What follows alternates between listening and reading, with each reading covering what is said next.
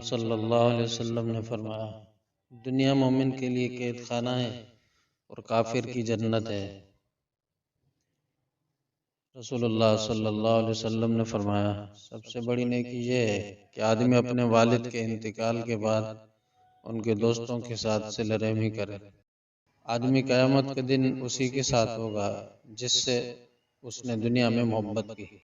رسول اللہ صلی اللہ علیہ وسلم نے فرمایا، جو شخص قرآن کو اٹک اٹک کر پڑھ پاتا ہے، اس کو پڑھنے میں اس کو مشقت ہوتی ہے تو اس کے لیے دوگنا اجر ہے۔